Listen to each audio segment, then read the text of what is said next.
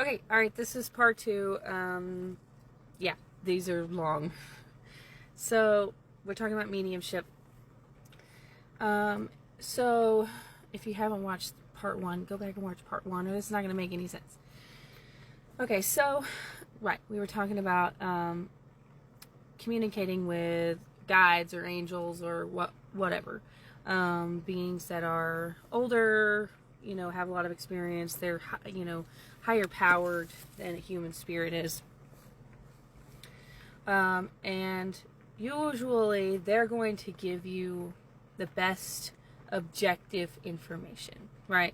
So when people come in and I do my 3 card pulls or whatever for people, it's what does this person need to know, right? Well, that's what you want to start with, okay? Because if you start with getting into some more of the personal stuff, it muddies the waters.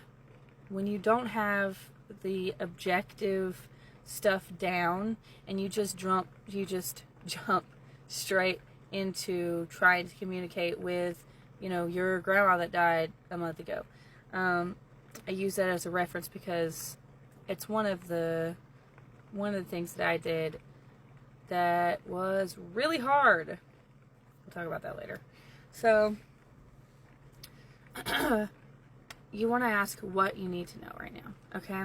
And you really have a couple of options. I would really recommend finding some way of recording what you're getting so that you can go back and you can look at it later. If that's recording yourself on video, recording yourself on audio, writing it down when it's happening.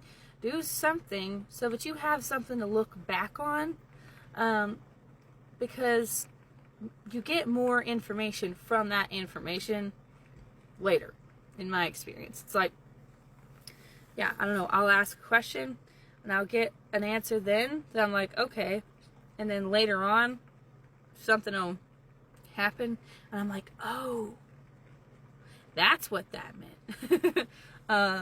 I'll think I know what it's talking about, and then later on it comes up, and that's not really what it was talking about. So I would definitely start by recording in some way what it is that you are receiving information-wise. All right? Now, when we get into talking to human spirits, okay, this is hard, right? First of all, I really, really, really do not recommend starting with, and by starting with, I mean if you haven't been doing mediumship for a couple of years and you really have this other stuff down pat, and you communicated with human spirits before, I do not recommend communicating with one who has passed recently. When I say recently, I mean within the last 6 months to a year. And I say that because it is really hard. And I don't mean really hard in necessarily that it's hard to hear them or, see what they're trying to show you. I mean that they're usually very confused.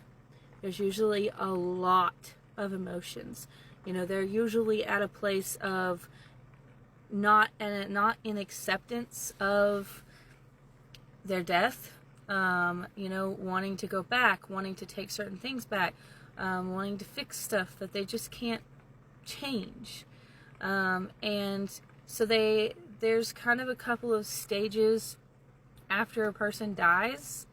I could get into that if you guys want me to. I probably will. I'll probably just do another video on it. But when we're in that first stage, we have a very limited range of knowledge of our situation. And in that time frame, that person has grief about their death. And it's even more difficult if you also have grief about their death. Because that's just going to make it so hard to communicate. Everything's going to be confusing.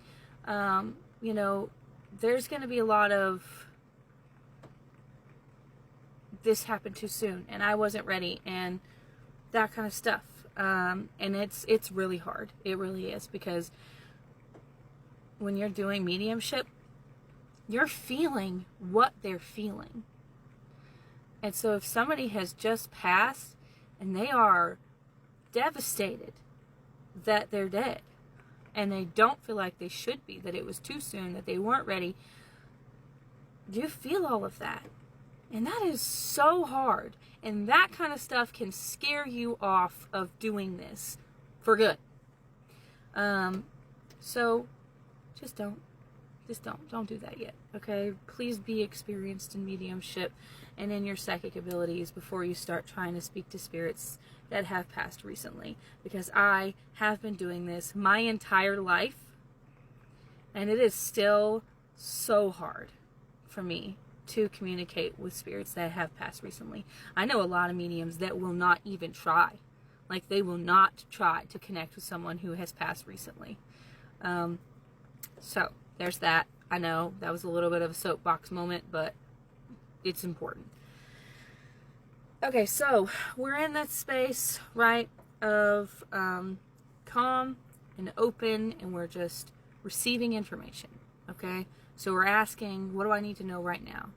And we're either getting images, or we're getting, you know, like audio, someone's talking to us. Sometimes we're getting feelings. A lot of times when you first started,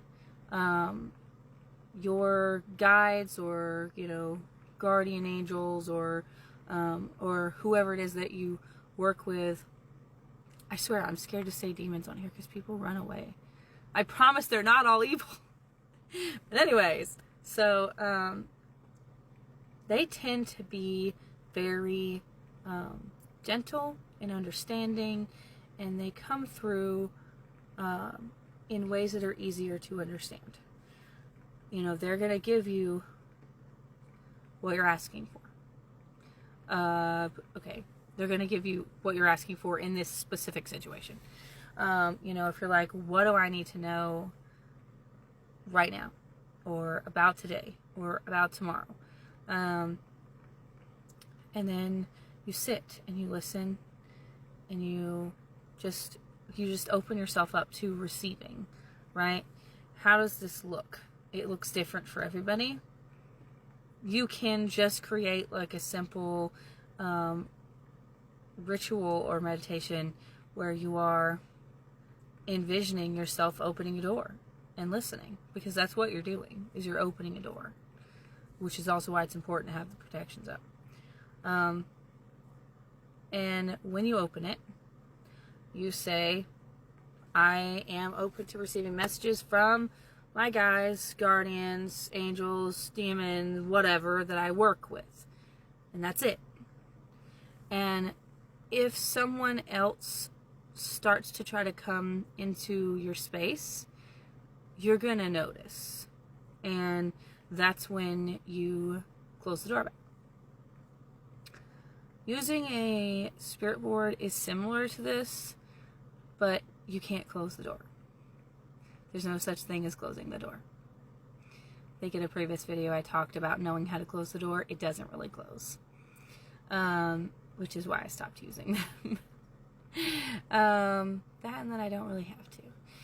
Anyways, so I feel like these have been all over the place. I don't know if these videos are actually helpful to you guys. If they are, please tell me in the comments.